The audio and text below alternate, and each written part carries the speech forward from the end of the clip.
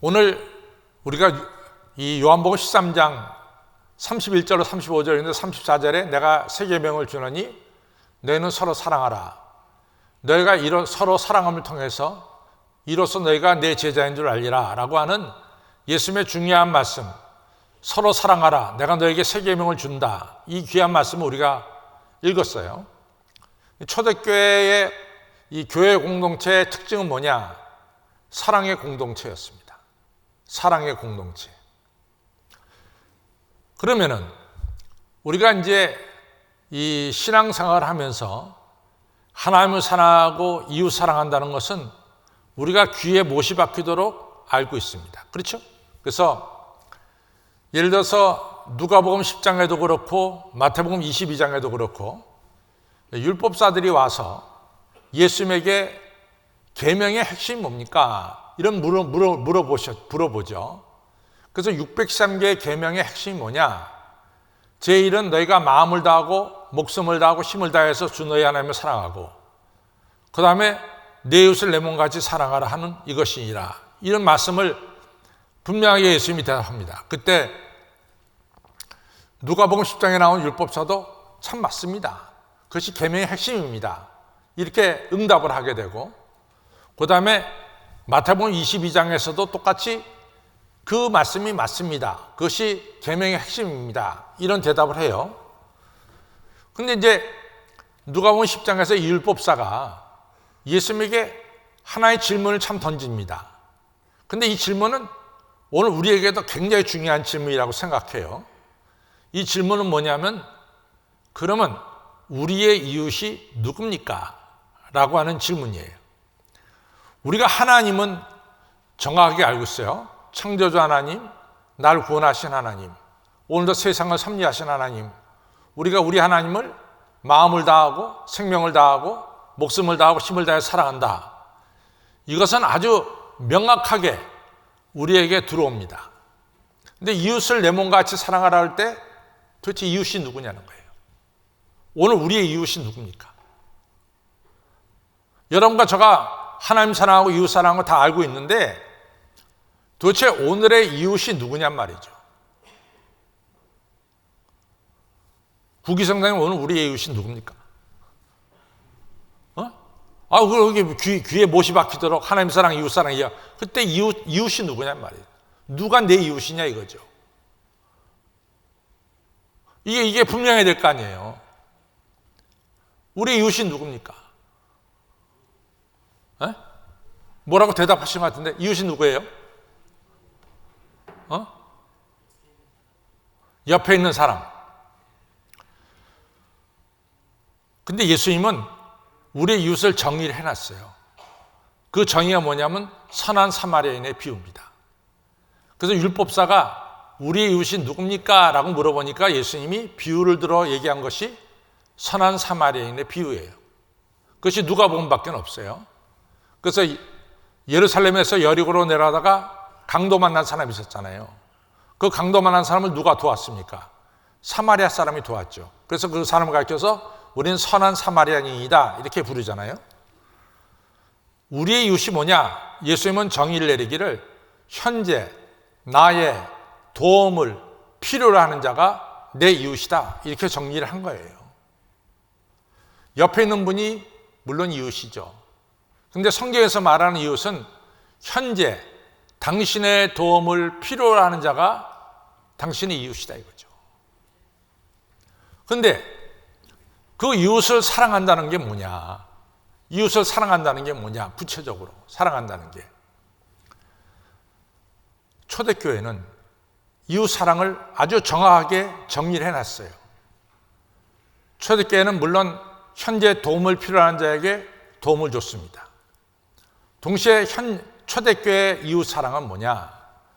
에베소서 2장 11절로부터 쭉 나옵니다.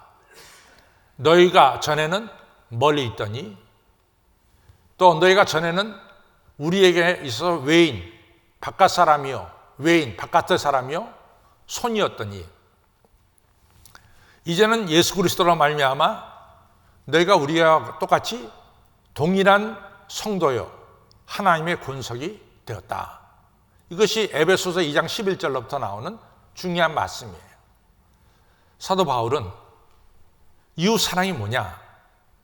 이웃 사랑은 이웃과 나 사이에 어떠한 장벽도 없는 거예요. 어떠한 담도 없는 거예요. 차별도 없는 겁니다. 그것이 초대교회의 이웃 사랑이었습니다. 초대교회에 노예가 들어오잖아요. 그럼 나는 자유인이죠. 노예와 자유인 사이에는 장벽이 있었잖아요. 그 장벽이 없어지는 거예요. 초대교회 남자와 여자 사이에 로마 사이에는 분명히 장벽이 있었어요. 그러나 교회 내에서는 그 장벽이 없습니다. 차별이 없습니다. 여러분, 오늘날 우리가 살고 있는 이 대한민국, 오늘 특별히 서울, 우리 잠원동에는 차별이 있느냐? 우리 사회는 차별이 없어요. 실제적으로 거의 차별이 사라졌습니다. 근데 차별이 있어요. 차별이 있어요. 오늘날 21세기의 차별은 어떻게 차별이 진행되고 있느냐? 내가 서상권 장로님한테 A라고 하는 정보를 줍니다. 근데 내 부인 되시는 김고삼한테 내가 안 줘요. 어떤 사람은 정보를 주고 어떤 사람은 정보를 안 줘요. 이게 차별이에요, 오늘날. 오늘날의 차별은 겉으로 보기에는 차별이 없어요. 그러나 A라는 집단에게는 중요한 정보를 주고 B라는 집단한테는 정보를 안 주는 거예요. 그래서 몰라. 그래서 오늘날은 차별이라고 하는 것은 정보를 주느냐 안 주느냐에 따라서 정보가 공개적으로 모든 사람에게 다 평등하게 가는 것이 아니라 누구한테는 가고 누구한테는 안 가고 이런 가운데서 오늘날에는 이런 차별도 이루어지고 있어요. 그러나 초대교회 때의 사랑은 이런 차별이 없는 거예요. 그래서 사도 바울이 아주 중요한 얘기를 합니다. 사도 바울이 고린도후서에 뭐라고 얘기했냐면은 내가 과거에는 사람을 육으로 알았다는 거야. 육적으로. 과거에는 육적으로 알았어. 너 어느 나라 사람이야? 너는 얼마나 공부했어? 너희 집안은 어떤 집안이야? 이같이 육적으로 내가 사람을 알았다는 거예요. 심지어 누구까지도? 예수님까지도. 내가 예수님을 볼 때 예수님을 육적으로 봤다는 거지. 예수님 어디야? 나사렛 출신이야? 아버지 어머니 공부했어? 못했어? 직업이 뭐야? 목수야? 이렇게 육적으로 예수님을 취급했다는 거죠. 그러나 내가 예수님을 만나고 나서 이런 육적인 것들을 내가 배설물처럼 버렸다고 얘기합니다. 사도 바울이 우월감을 가졌어요. 나는 어떤 분입니까? 사도 바울이 나는 베냐민 집하고 또 사도 바울이 어떤 사람이에요? 난 지 8일 만에 할례 받았어요. 사도 바울이 어디서 공부했어요? 최고의 선생님인 가말리엘 밑에서 공부했어요. 사도 바울 실력, 히브리어를 능통하게 해요. 히브리인 중에 히브리인이에요. 뭐 헬라어 능통하게 하는 건 이루 말할 수 없고. 사도 바울이 율법의 의를 보자. 율법을 얼마나 잘 지켰느냐? 율법의 의를 보면 나는 흠이 없는 자로다 그랬어요. 그러나 이런 것들을 내가 우월의식을 가지고 있었던 이런 것들을 다 배설물처럼 버렸다는 거예요. 내가 다시는 사람을 육적으로 알지 아니하게로 다짐했다. 그것이 바로 고린도후서 5장 16절 17절에 나오는 중요한 메시지입니다.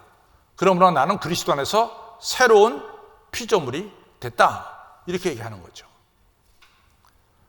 초대교회 이웃사랑의 실천은 교인과 교인 사이에 우월의식과 열등의식을 버렸다는 거예요. 누가 잘났고 누가 못났고 그게 없어요. 위월의식과 이같이 열등의식을 버려서 성도 간에 서로 이같이 평등하고 서로 사랑하고 서로 함께 하나님을 섬기는 이러한 공동체로 만들어 나갔다는 거죠. 초대교회의 특징은. 그래서 이제 아시다시피 빌레몬서에 나온 오네시모가 노예였잖아요. 근데 이 양반이 에베소 교회 감독이 됩니다. 그러니까 초대교회는 이런 차별의식은 넘어섰어요. 또 이 초대교회는 아시다시피 구체적으로 사랑을 베풀었어요. 말과 혀로만 사랑한 것이 아니라 사랑을 실천했습니다.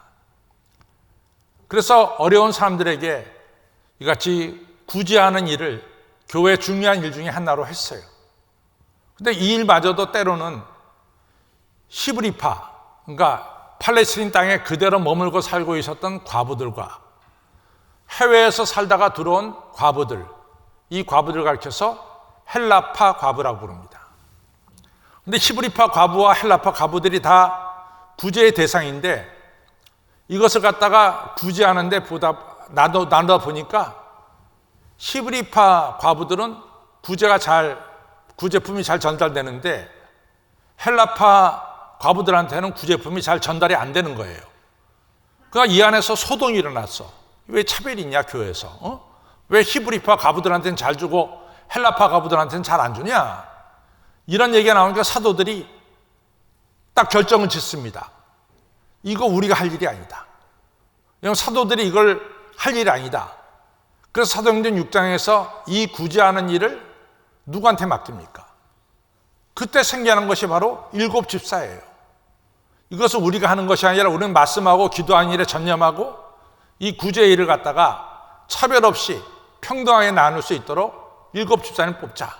그래서 7 집사를 뽑게 되는 거죠. 그래서 초대교회는 특징은 뭐냐? 우월의식도 없었고 차별의식도 없었어요. 교회 내에서는 모든 성도가 평등했고 또 이같이 구제가 평등하게 돌아갈 수 있도록 노력을 했어요. 여러분, 우리가요 하나님 사랑하고 이웃 사랑하는 것이 계명의 핵심이라는 걸 다 알고 있어요. 하나님을 사랑한다는 것에 대해서는 여러분과 제가 다 알고 있습니다. 창조주 하나님을 마음을 다하고 또 목숨을 다해 사랑한다. 근데 이웃이 누구냐 할 때 여러분들 이웃이 누군지 몰라요. 대답을 못하고 있어요. 그렇잖아요? 옆에 계신 분이 이웃이다. 그것도 이웃이죠. 그러니까 성경에서 말하는 이웃이 누구냐고 물어볼 때 여러분들이 정확하게 대답을 못했단 말이죠. 이웃은 뭐냐? 여러분들의 도움을 필요로 하는 자가 여러분의 이웃입니다. 이웃 사랑은 뭐냐? 예를 들어서 어느 주인이 자기 노예한테 10,000원을 줬어요. 그것도 사랑의 일환이죠. 그러나 계속해서 이같이 평등의 관계가 아니라 주인은 노예로 대우하는 거죠. 이런 것이 아니라 노예를 하나의 사람으로 대하고 같은 마음으로 대하는 이러한 사랑, 그것이 이웃사랑의 실천입니다. 교회는 어떤 차별도 있어서는 안 된단 말이죠.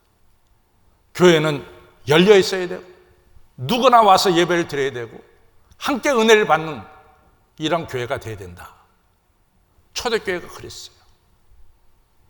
여러분, 우리 사이에는 누가 잘난 사람도 없고 못난 사람도 없고 우리 사이에는 그리스도 안에서 다 형제 자매라고 하는 사실을 꼭 기억하시기를 바랍니다. 그것이 바로 사랑의 공동체. 그 다음에 두 번째로 초대교회의 특징은 뭐냐? 초대교회의 특징은 거룩한 공동체였어요. 이 거룩한 공동체란 뭘 의미하느냐? 여러분과 저가 다 대한민국 시민권을 가졌어요. 근데 동시에 나는 하늘나라 시민권을 가진 사람이야. 그래서 우리는 항상 내가 천국 백성이라고 하는 걸 갖다가 인식하며 사는 것이 크리스찬이에요. 그래서 히브리서 11장 13절에 보면은 크리스찬들은 이 땅에 살면서 외국인이다, 나그네다 이런 평을 받았다는 거예요. 나는 외국인이고 나는 나그네다. 그리고 이 땅에 살면서 얼마든지 자기가 태어난 고향, 그 고향에 돌아갈 수가 있어요. 그러나 크리스찬들은 자기가 태어난 그 고향을 그리워하는 것이 아니라 더 나은 본향, 하나님 계신 하늘나라를 그리워하면서 살았다. 바로 천국 백성이라고 생각하고 천국을 바라보며 산 그 사람들의 하나님이라 칭함받는 것을 하나님께서는 조금 더 부끄럽게 여기지 아니하시고 기쁘게 여기시고 그들을 위해서 한 성을 예비하셨느니라. 이것이 바로 히브리서 11장 13절로부터 16절에 나오는 말씀입니다. 여러분과 저는 똑같이 이 땅에 살면서 대한민국 국적을 가지고 있지만 동시에 여러분과 저는 천국 백성이라고 하는 사실을 인식하면서 사는 거예요. 이게 얼마나 중요하냐. 여러분과 저가 천국 백성으로 살아갈 때 우리는 하나님을 바라보며 살고 하늘로부터 은혜를 받고 살면서 여러분과 저는 이 땅을 담대하게 살아갈 수가 있게 되는 거예요. 나는 누구냐? 나는 천국 백성이에요. 이것이 바로 거룩한 공동체가 가지고 있는 자기 분명한 정체성이었습니다. 두 번째로, 로마 시대에는 이 남자들이 결혼을 굉장히 중요하게 여기지 않았어요. 아주 가볍게 여겼어요. 로마 시대의 남자들은. 그래서 결혼을 하고 나서 이혼을 밥 먹듯이 했어요. 왜냐하면 로마 사람들에게 있어서 결혼의 가치를 중요하게 여기지 않았어요. 또 상대적으로 로마 시대에 와서는 여자도 이혼할 권리가 있었어요. 그 여자도 이혼을 할 수가 있었어요. 성경에 나오는 구약 성경에서는 남자만이 이혼할 수 있는 권한을 가졌지만은 로마 시대에 와서는 여자들도 이혼할 수가 있게 됐어요. 그러니까 로마 시대의 이 윤리라고 하는 것은 이미 땅에 떨어졌어요. 로마 남자들은 자기 부인이나 자기 정부가 아기를 갖는 것에 대해서 부담스럽게 여겼어요. 그래가지고 아기를 가지면은 부인이나 정부가 아기를 가지면은 아기를 낙태하도록 그렇게 권유를 했어요. 그래서 그 권유가 안 통해서 애를 출산하면은 애를 갖다 버렸어요. 그래서 이 로마 시대 영아 유기, 유아 유기가 비일비재했어요. 왜? 애들을 버리니까. 그러나 그 시대 기독교는 정반대였습니다. 기독교는 가정을 굉장히 중요하게 여겼어요. 그래서 기독교가 그 당시에 아주 중요한 일을 하게 되는데 가정을 순결하고 진실하고 거룩되게 만들었고 기독교인들이 일부 다처를 갖다가 버렸습니다. 기독교인들은 일부 일처주의로 나갔어요. 그것이 로마 시대 기독교 공동체가 가진 가정에 관한 분명한 의식이었습니다. 그래가지고 기독교인들은 아기를 낳으면 아기를 너무 소중히 여긴 거예요. 그리고 이 아기를 갖다가 교회 공동체가 같이 키워나갔어요. 아기를. 그래서 로마 사람들의 출산율하고 기독교인의 출산율은 엄청나게 차이가 났습니다. 기독교인의 출산율은 높아졌고 로마 사람들의 출산율은 낮아졌어요.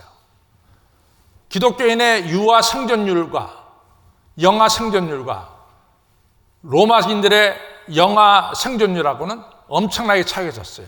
왜? 기독교인들은 아기를 낳으면 교회 공동체가 같이 키웠단 말이죠. 그래서 여러분 아시다시피 고아원이 교회에서부터 시작됐죠. 그 고아원은 사실은 로마 사람들이 갖다 버린 아이를 갖다가 기독교인들이 죽게 놔둘 수 없으니까 데리고 키운 게 고아원의 출발이에요. 그 다음에 기독교인들이 함께 교육을 시켰다는 것은 유아교육, 유치원 교육이 바로 교회로부터 시작이 된 거죠.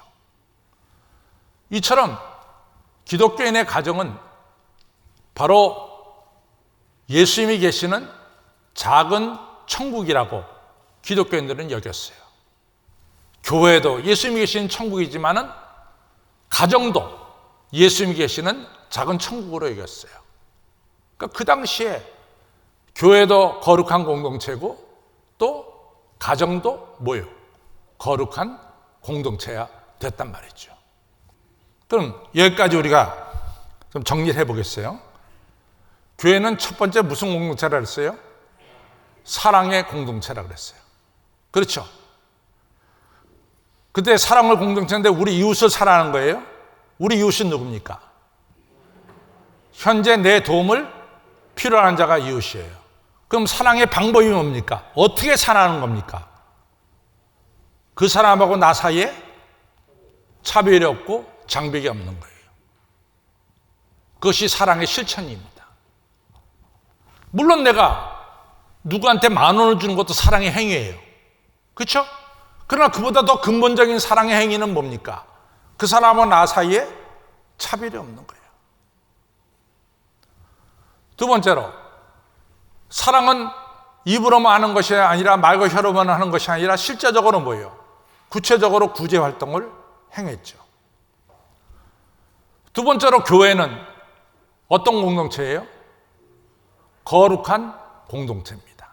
그럼 여기서 거룩한 공동체라고 할 때 왜 거룩합니까? 우리는 천국 백성이기 때문에 거룩한 거예요. 그렇죠? 천국 백성이기 때문에.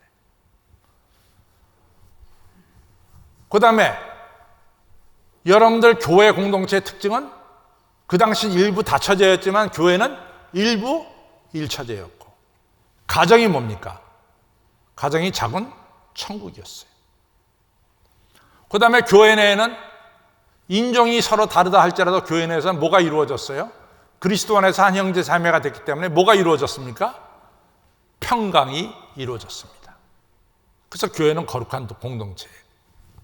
세 번째로, 오늘 우리가 읽은 요한복음 13장 31절에 보면은 가룟 유다가 나간 뒤에 예수님께서 말씀하시기를 하나님께서 나로 인해서 영광을 받았고 나도 하나님께로부터 영광을 받았다. 의미심장한 얘기를 하십니다.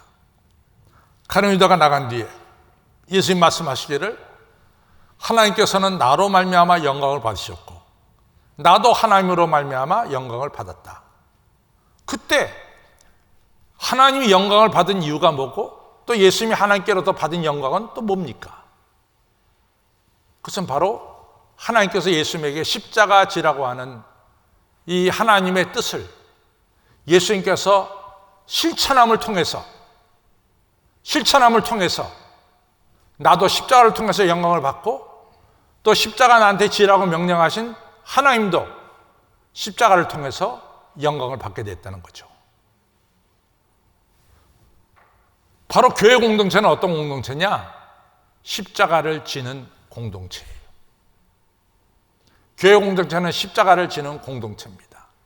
십자가 지라고 하신 예수님 하나님 말씀에 순종하는 공동체가 교회 공동체입니다. 제가 지난주일날 설교할 때 지금 어떻게 살 것인가? 이런 제목을 가지고 설교했어요. 그래서 제가 3가지 대답을 했습니다. 첫째는 지금 감사하며 살아야 되고, 지금 나의 몸을 통해서 그리스도를 존귀하게 만들고, 세 번째, 살아도 주를 위해 죽어도 주를 위해서 우리가 살아야 된다. 이런 말씀을 드렸어요. 그러면 우리의 몸을 통해서 그리스도를 존귀하게 한다는 구체적인 내용이 뭐냐? 그것은 바로 십자가를 지고 나가는 거예요. 하나님께서 내게 주신 사명을 감당하며 사는 거죠. 이것이 나로 말미암아 그리스도를 존귀하게 하는 거죠.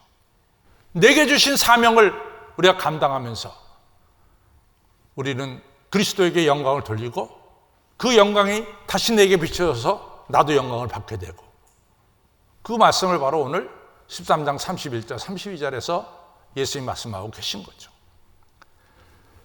교회 공동체란 사랑의 공동체입니다. 교회 공동체란 거룩한 공동체입니다. 교회 공동체란 뭡니까? 십자가 지는 공동체입니다.